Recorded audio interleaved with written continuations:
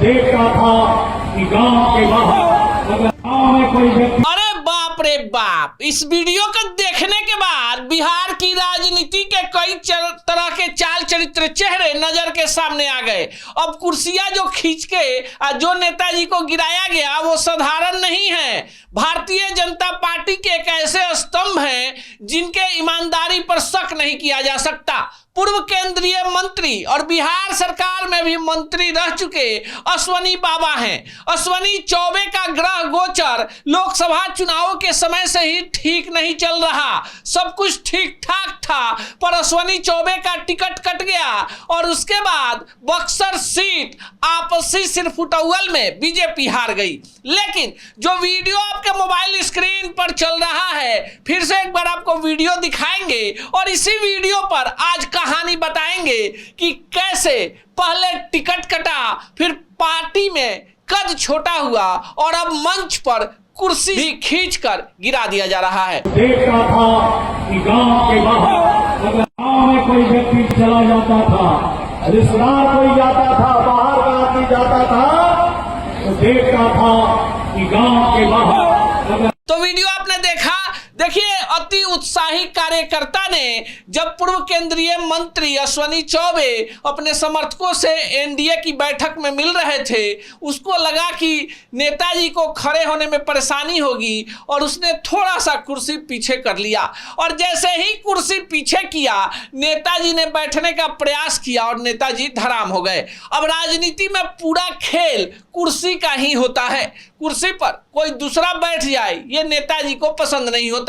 पर अश्वनी चौबे काफी अलग तरह के इंसान हैं, विवादों से दूर रहते हैं, मुस्कुराकर जवाब देते हैं और जब अंतर्मन की पीड़ा बहुत ज्यादा हो जाती है तो खामोश हो जाते हैं। अध्यात्म में भी उनकी गहरी रुचि है, धार्मिक कार्यों में ज्यादा नजर आते हैं, मूल रूप से बक्सर के ही हैं। ये बात तब पता चली जब बक्सर से पहली बार सांसद बने और उन पर आरोप लगा कि बाहरी व्यक्ति भागलपुर से आकर बक्सर की राजनीति में छा गया।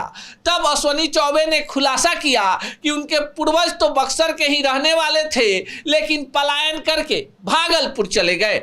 अब देखिए, बिहार की ब्राह्मण पॉलिटिक्स में अश्वनी चौबे बीजेपी के लिए तुरूप का पत्ता है।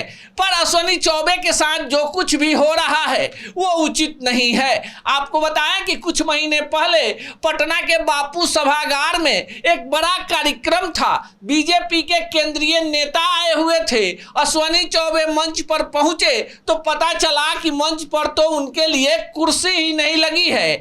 चौबे जी वहां से तमतमा के हाथ जोड़ते हुए निकल गए। उसके बाद पटना के गांधी मैदान में इन्होंने धीरेन्द्र शास्त्री जी के कथा का कार्यक्रम रखा और अपने ही पार्टी के गठबंधन वाली सरकार में गांधी मैदान में कथा स्थल को लेने के लिए इनको लोहे के चने चबाने पड़ गए। यानी तमाम तरह की परिस्थितियां बनी और अंततः जीत अश्वनी चौबे की हुई।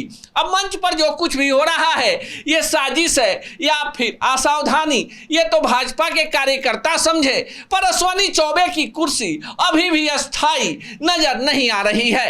राजनीति में, बिहार की राजनीति में, ब्राह्मण पॉलिटिक्स में अश्वनी चौबे एक मजबूत स्तंभ हैं। विरोधी भी मानते हैं कि चौबे जी मन के बड़े साफ आदमी हैं, सबको माफ कर देते हैं।